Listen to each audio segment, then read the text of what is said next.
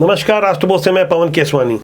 छत्तीसगढ़ में पीएम आवास के मुद्दे पर भारतीय जनता पार्टी ने जिस तरह से विधानसभा घेराव किया और जिस तरह के उनके कार्यकर्ताओं ने परफॉर्मेंस दिया, इसे लेकर संगठन शीर्ष पे बैठे हुए नेता गदगद होंगे, क्योंकि ये अब तक का विपक्ष में भारतीय जनता पार्टी का सबसे सफलतम कार्यक्रम माना जा रहा है। इससे पहले बीते साल जब 24 अगस्त को बेरोजगारी के मुद्दे पर युवा मोर्चा ने सीएम आवास का घेराव करने की कोशिश की थी, तो उसके बाद से अनेक अवसर आए भारतीय जनता पार्टी के पास, लेकिन चुनाव से पहले जिस तरह से एकजुटता दिखाई गई, शीर्ष में बैठे सारे नेता मानो आखिरी तक मैदान छोड़ने को तैयार नहीं थे। गिरफ्तारियों की होड़ मची हुई थी। हालांकि प्रदेश की कांग्रेस सरकार भारतीय जनता पार्टी के किसी नेता या उनके रणनीतिकारों को ऐसा मौका नहीं देना चाहती थी जिससे भारतीय जनता पार्टी को माइलेज मिले। वहां बैरिकेड तोड़ने के दौरान की एक तस्वीर मैं आपको दिखा रहा हूं, आप गौर से देखिए किस तरह से एक पुलिस का जवान मुस्कुराते हुए भारतीय जनता पार्टी के एक आक्रामक युवा नेता के कंधे में हाथ रखकर मानो कोई औपचारिकता पूरी कर रहा हो। आप गौर से सुरक्षा बल के इस जवान को देखिएगा कि किस तरह से मुस्कुराकर वो अपनी ड्यूटी कर रहा है।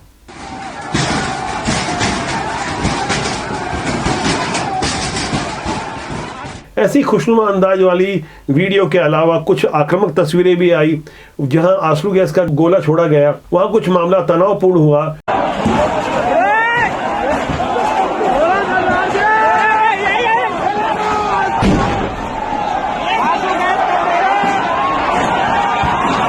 लेकिन कुल मिलाकर जिस तरह से फील गुड वाली स्थिति थी, इस मौके पर सबसे ज्यादा खुश नजर आ रहा है भाजपा के प्रदेश प्रभारी ओम माथुर से मैंने बात की। आप उनके चेहरे की खुशी को महसूस कीजिए और वो बोल क्या रहे हैं उस पर भी गौर करें। इससे अच्छा सफल क्या होगा। एक इशूज पे हमने कार्यक्रम लिया मोर आवास पर, और जो आपने संख्या देखी है, हम जब 8 लाख आवास की बात करते थे तो भूपेश बघेल के साथ झूठ बोलते हैं मैं नया सर्वे करवाऊंगा। अरे सर्वे कब हुआ? 2011 में सर्वे हुआ जब कांग्रेस की गवर्नमेंट थी। तो क्या भूपेश बघेल अपनी गवर्नमेंट को भी नहीं मानता? और ये खाली कोई छत्तीसगढ़ के लिए सर्वे नहीं था, ये प्रधानमंत्री की योजना है जो संपूर्ण देश भर में लागू हो रही है। उस सर्वे के आधार पर हम सारी योजनाएं लागू कर रहे हैं।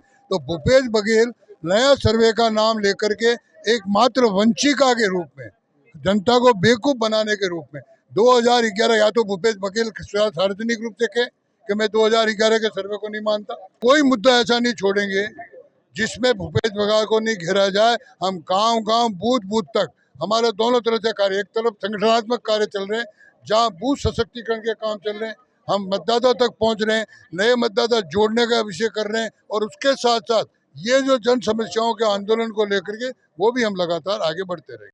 यह सबसे ज्यादा चर्चा भाजपा के वरिष्ठतम आदिवासी नेता और पूर्व प्रदेश अध्यक्ष, पूर्व नेता प्रतिपक्ष नंद कुमार साय के बालों की चर्चा भी होने लगी।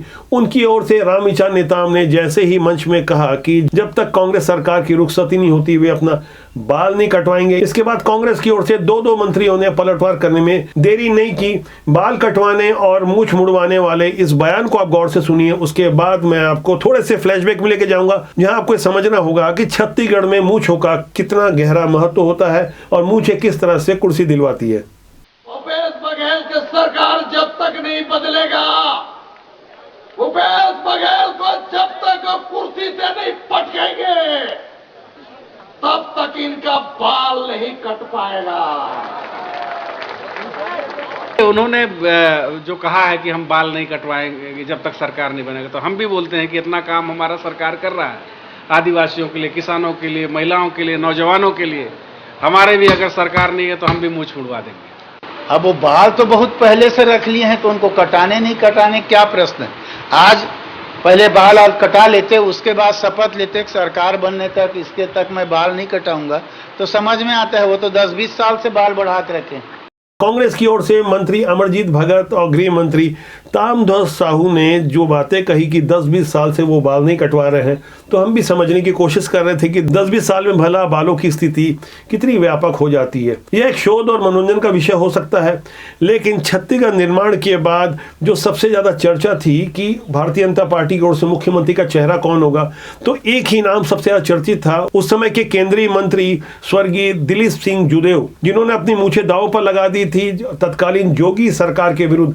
उन्होंने साफ तौर पर कहा था कि यदि छत्तीसगढ़ में भाजपा की सरकार नहीं बनी तो वो अपनी मूछें कटवा लेंगे। बाद में एक इंटरव्यू के दौरान जब किसी ने उनसे पूछा यदि सरकार नहीं बनती तो क्या वास्तव में आप मूछें कटवा लेते, तब उन्होंने कहा था कि वो रिवॉल्वर से अपनी कनपट्टी में गोली चला लेते।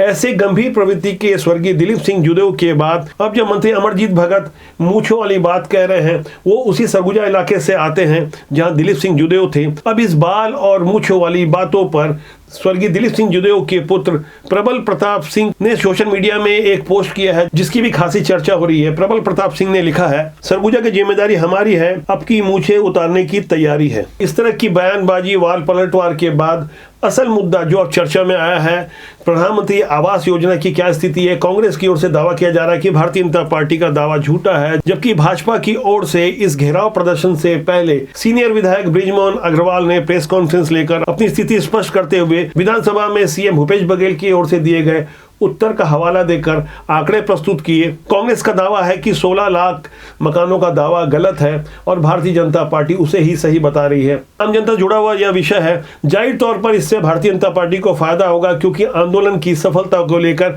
भारतीय जनता पार्टी के रणनीतिकार गदगद है। लेकिन अब समझने वाली बात यह है, आखिर इस मुद्दे को लेकर भारतीय जनता पार्टी ने कैसे फुल प्रूफ प्लानिंग की थी, किस तरह से 10 प्रश्न तैयार किए और कांग्रेस की ओर से भी तथ्यात्मक रूप से प्रत्युत्तर तैयार किया गया। यहाँ आप अपनी स्क्रीन देख सकते हैं भाजपा ने जो 10 प्रश्न खड़ा किए थे उस पर आप गौर करें। प्रधानमंत्री आवास योजना का लक्ष्य पूरा करने का प्रयास क्यों नहीं किया गया? भाजपा सरकार ने 7.5 लाख आवास बना दिए थे, स्पष्ट और सत्य जानकारी क्यों नहीं दी गई? नए सर्वे का शिगुफा क्यों? क्या भूपेश बघेल नई आवास योजना बना रहे हैं? अब 9 माह के कार्यकाल में कितने आवासीन परिवारों को आवास मिलेगा, इसकी क्या गारंटी है? पंचायत ग्रामीण विकास मंत्री सिंहदेव ने इस्तीफा क्यों दिया? सिंहदेव ने अपने इस्तीफे में जिन 8 लाख परिवार को आवास न देने का जिक्र किया था, उन्हें पहले मकान आवंटन क्यों नहीं किया गया? नए भारत साधक मंत्री ने आवास निर्माण के लिए अब तक क्या कदम उठाए? नवा प्रश्न है, आवास योजना से केंद्र के 10,000 करोड़ से छत्तीसगढ़ को वंचित रखने का अपराधी कौन है? आखिरी प्रश्न किया गया है, प्रधानमंत्री आवास योजना में 4 साल की प्रगति, केंद्रीय प्रयास, राज्य के व्यवधान पर भूपेश सरकार ने श्वेत पत्र क्यों नहीं जारी किया? भाजपा के इन 10 प्रश्नों के जवाब में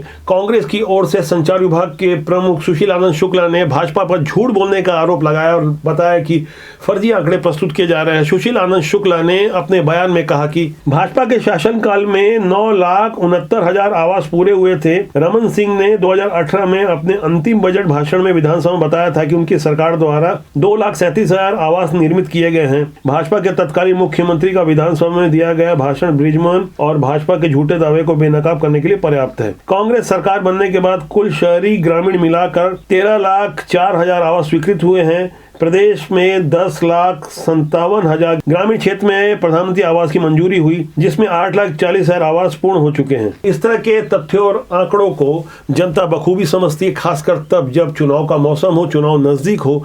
तब जब ऐसे आंकड़े प्रस्तुत किए जाते हैं तो इसकी गंभीरता कितनी, इसकी सत्यता कितनी है। सोशल मीडिया और इंटरनेट के दौर में जनता भी जो स्मार्ट हो चुकी है, तुरंत गूगल कर सारी बातों का खुलासा हो जाता है। वेबसाइट में सब चीजें उपलब्ध है, कौन सही है कौन गलत है। फिलहाल राजनीति के ऐसे आरोप प्रत्यारोप की एक झलक मैं आपको एमपी में भी दिखाने जा रहा हूं। यहां पूर्व मंत्री रंजना बघेल, जो व्यापम घोटाले के विसिल ब्लोअर हैं, डॉक्टर आनंद राय के घर जाने से पहले उन्हें जूते मारने की धमकी देती है और जिस तरह के हालात निर्मित हुए उन्हें भी आप समझिए। छत्तीसगढ़ की तरह एमपी में भी इस साल के आखिरी में चुनाव है, वहां भी राजनीति के विविध रंग देखने को मिल रहे हैं। फिलहाल आप रंजना बघेल की उस तस्वीर को देखिए जो डॉक्टर आनंद राय, नेत्र रोग विशेषज्ञ हैं, विसिल ब्लोअर के रूप में विख्यात है। व्यापम घोटाले को उजागर करने का इन्हें श्रेय जाता है, लेकिन कई बार जेल यात्रा भी कर चुके हैं। अभी भागते हुए देखा मैंने, ऊपर आके बात कराओ ना। महिला के बारे में ऐसे झूठी खबरें नहीं लिखे। आदिवासियों को बर्बाद कर दिया है तुम्हारे पतिदेव ने, है ना? उनको शुद्ध हिंदी में समझा लेना। भ्रामक प्रचार को रोकिए। मैं एक आदिवासी महिला नेता हूँ और आपने जो टिप्पणी की उसको डिलीट करें, वरना मैं एफआईआर दर्ज करूंगी। नहीं तो मैं घर पे आकर के आपको जूता मारूंगी, फिर आपने मत कहिएगा। जो भी होगा देखा जाएगा। राजनीति में ऐसी ही रंग बदलती दुनिया के विविध रंग होते हैं जिसे हमें समझना होगा। राजनीति सुचिता के लिए राष्ट्रपति लगातार प्रयास करता रहता है और हमारी कोशिश होती है कि हम तथ्यों के साथ जन सरोकार से जुड़े उन मुद्दों को रखें जिसका सीधा सरोकार हो आपसे, और साथ ही राजनीति की सुचिता के लिए हम लगातार प्रयासरत रहते हैं ताकि आप समझ सकें जिन्हें आप चुनकर भेजते हैं, अपना भविष्य आप जिन्हें देना चाहते हैं वो वास्तव में है क्या और कर क्या रहे हैं। और हम बार बार अपील करते हैं कि राजनीति में अच्छे लोगों को आना चाहिए, तभी स्वच्छ राजनीति होगी जिससे देश और समाज का भला होगा। आज के विश्लेषण के बारे में आपकी क्या राय है कमेंट सेक्शन में जाकर जरूर लिखिएगा। आपका और हमारा साथ लगातार बना रहा है, इसलिए सब्सक्राइब करना न भूलें। बहुत जल्दी मेरी आपसे फिर मुलाकात होगी। नमस्कार।